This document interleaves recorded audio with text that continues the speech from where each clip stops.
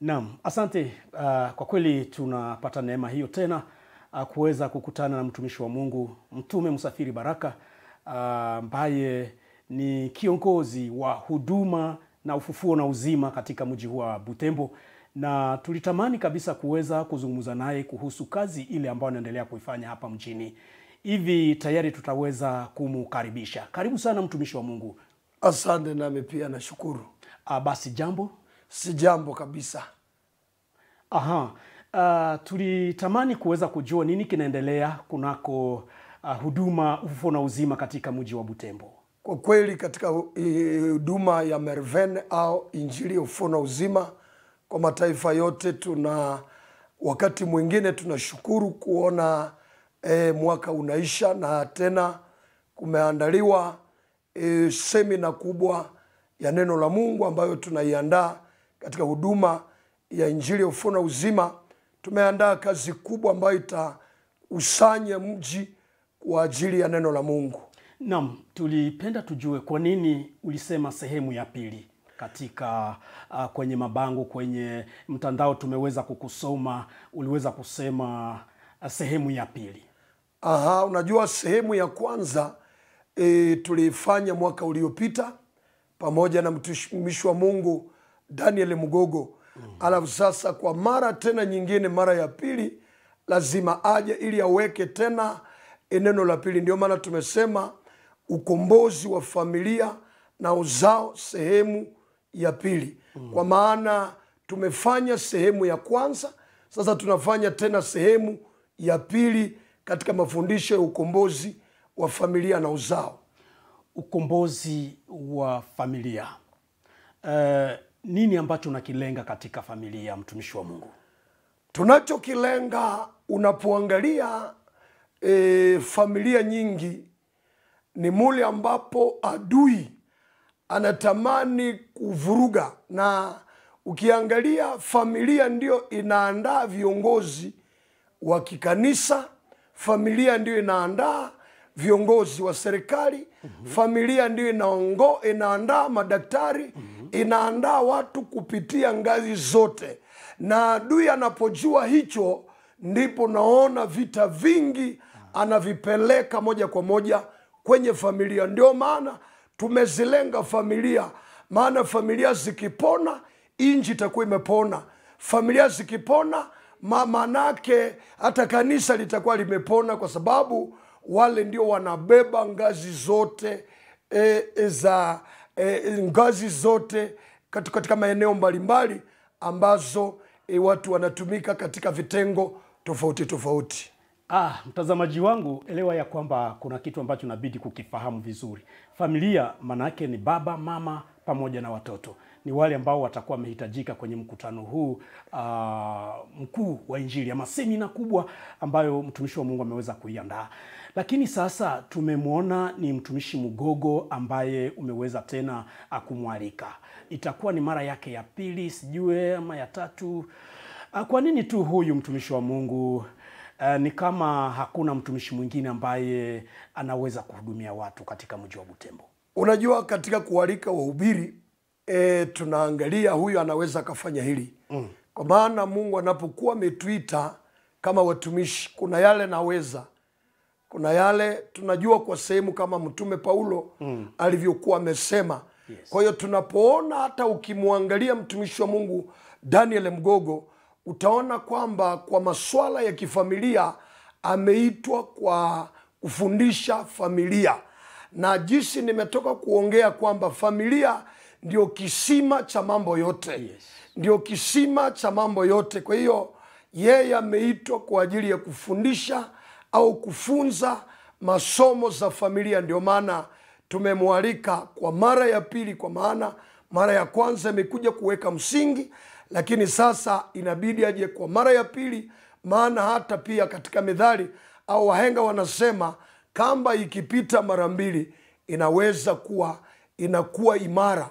Kwa hiyo ndio tunataka ili aje arudi tena kwa kwa sehemu ya pili, ili watu waweze tena kupona na kufunguliwa kupitia ujumbe ambao tumeweka wa sehemu ya pili ya ukombozi wa familia.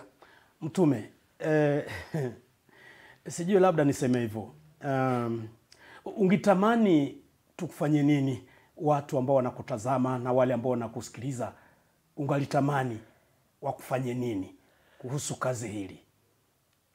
Wale ambao wananitazama na kunisikiliza ambao wako mbali na karibu kwenye mitandao ya kijamii mbali na karibu, ni kwamba lazima kwanza, kitu cha kwanza katika kongamano hili tunataka watu waweze kumiminika na watu waje, kwa sababu ili wachote hizi masomo za ukombozi wa familia. Jambo la pili ni kwamba Mungu ametuita kwa kazi yake katika mji huu, katika nchi hii, katika bara hili la Afrika. Tunahitaji watu wa kutusapoti kwa ajili ya maono hayo. Najua Mungu anapokuwa amekuita, lazima sasa watu wanapokuja sasa kuungana na yale maono, ndio naona unaweza kuachilia kile ambacho Mungu aliweza kutupa. Sisi Mungu ametupa kama huduma ya Mervene. Mungu ametupa kuhubiri Yesu kama anayefufua vilivyokufa na kuweka hai vilivyoondolewa uzima. Kwa hiyo ndio maono Mungu ametupa, kama vile liita watu tofauti tofauti katika mataifa mbalimbali. Nasi kwenye nchi ya DRC, katika mji wa Butembo, Mungu ametuita kwa haya. Kwa hiyo watu wote mnaweza mkatusupport ukiwa unampenda Mungu, unapenda walioitwa na Mungu. Tunaweza kuenda kwa support yako, maana maono haya tunataka yafike barani Afrika nzima, dunia nzima. Tuna mambo mengi ambayo tunataka kizazi hiki nacho kimjue Mungu, kwa maana hii ndio tumeitiwa. Nini ambacho unakizungumuza kuhusu wale zaidi sana wanao wafuatilia kwa umbali, wakisema ati ya kwamba nyinyi wabeba maono kama na haya, mara mnakuwa mnatafuta pesa katika huduma zile ambazo mnazizingatia? Kwa kweli unaweza kuona watu wengi wanafikiri kwamba watu wanapokuwa wanafanya kazi ya Mungu wanatafuta pesa. Ingekuwa watu wanatafuta pesa kama wafanyabiashara wengi wameshaingia ndani. Yes. Kwa maana wafanyabiashara wakisikia mahali fulani ndiko kuna patikana dhahabu, au kuna kitu fulani ambacho kinanunuliwa sana, unaona watu wote wanaingia huko. Lakini hii masuala yetu hii inakuwa kama ni kukufuru au kama ni kutukana. Kama Mungu anavyokuwa ametuita, hata mimi mwenyewe kwa mfano, mimi Mungu aliponiita nilikataa kabisa, nilikataa. Kwa sababu moyo wangu na mawazo yangu nilikuwa ni kwamba ndoto zangu ambazo nilikuwa nazo, nilikuwa nataka niwe mfanyabiashara mkubwa, na nilikuwa na mambo mengine, na Mungu aliponiita nilikataa kabisa. Yes. Nilikataa kabisa. Nilikataa kwa ile miaka ile ya 2000, ya 2000 nikataa kabisa. Na ilikuwa vita kabisa kati yangu na Mungu, lakini mpaka Mungu akanisaidia nikaelewa kwamba, kwa sababu nilijua watu ambao wanamtumikia Mungu ni watu ambao hawawezi kuendelea, na ilikuwa ngumu kabisa mimi kukubali ule wito. Kwa hiyo nimeitwa. Kuna watu wengine ambao wanaweza kuwa wanaingia kwenye kazi ya wakuitwa, lakini sisi tulioitwa tulipewa nini? Tunaweza tukahubiri. Kwa maana Mungu anapoita nabii anampa ujumbe. Ndio maana Mungu ameniita, na hata wale wanaonifuatilia na hata wale wanaonijua na watu wote wanaonijua, watumishi wa Mungu wote ambao wamewahi kunisikiliza, wanajua kuna kitu cha Mungu ambacho ninakibeba. Na hiki kitu nafubiri Yesu kama anayeokoa, anayeweza mambo yote yanayoshindikana kwa wanadamu, yeye anaweza. Ni ujumbe Mungu alionipa. Sasa kunaweza kuwa wengine, pengine unajua kazi, kuna wengine wanaweza kujiingiza kwa kazi ya Mungu bila wao kuitwa, na hawa huwa ndio wanazoea kufanya ajali nyingi na wanaleta watu wanafikiria. Kwa hiyo kazi ya Mungu kabisa inahitaji pesa, na tunajinyima kabisa. Tangu Mungu ameniita, kuna mambo mengi nimetumia nguvu niliyo nayo, nimetumia mali niliyo nayo, nimetumia pesa niliyo nazo. Mimi ndiye mtoaji wa kwanza katika kazi ya Mungu. Kwani utasema ya kwamba pesa hazimo kwenye huduma? Mtumishi wa Mungu, unajua pesa zinazokuja kwenye huduma zinakuja kimipangilio. Wow. Mnapopanga, kwa mfano tumeandaa kongamano, tunaambia watu unaweza ukatusapoti, ndio unaona watu wanajitokeza. Lakini ukisema unahitaji hela ya kula, huwezi kuwapata.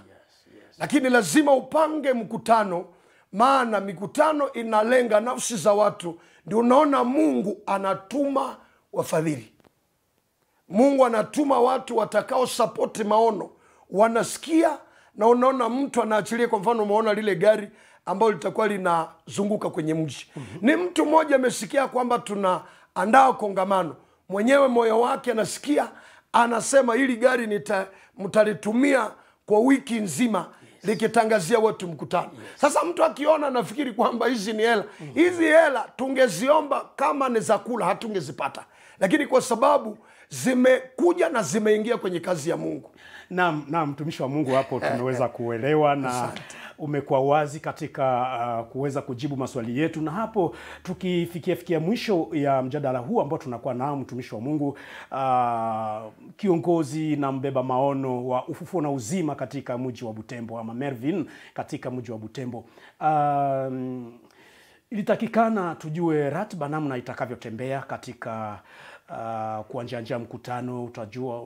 Unajua katika kwenye mtandao tumekuta ya kwamba tutaanja tarehe 14, tarehe 7 hadi tarehe 14, hadi tarehe 14. Kwa kweli kama vile tumetoka kutangaza kwa matangazo ambayo mmepata kwenye mji au kwenye mitandao, semina au kongamano hili litaanza tarehe 7. Tarehe 7 mwezi wa Disemba, yaani Jumapili ijayo. Na ratiba jinsi inavyokuwa tumepanga, ni wiki mbili. Tuna wahubiri wawili. Tuna mhubiri wa kwanza ni Daniel Mugogo, ambaye ataanzia tarehe 7 hadi tarehe 14. Tarehe 15 atatokea mhubiri mwingine anaitwa Emmanuel. Ataenda kuanzia tarehe 15 hadi tarehe 21. Yeye atashimama katika maombi ya ukombozi wa familia. Lakini Mugogo yeye ataongea ukombozi wa familia na uzao sehemu ya pili. Lakini Daniel Emmanuel yeye ataongelea maombi ya ukombozi wa familia. Sasa ratiba ni hiyo. Ratiba tutakuwa tunaanzia, kwa mfano Jumapili tarehe 7 tutaanza lile kongamano saa 7. Tutalianzia saa 7 na tutakuwa hapa kunako huduma ya Merven hapa Kofako.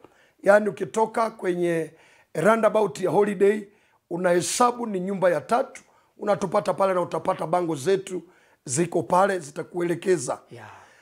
Tukiwa kwenye wiki tumeanza ile tarehe 7, tutakuwa naenda asubuhi kuanzia saa 12, yani 6h.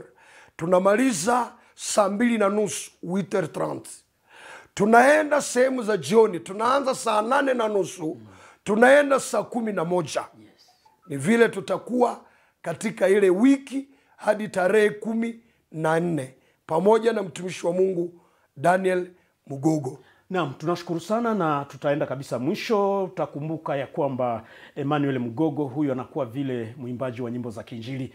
Nafikiri hapo kabisa ataweza pia kuwa baraka katika mji huu wa Butembo, na katika kuombea. Huyu atakuwa kabisa, mambo yatakuwa ni makubwa na mazuri.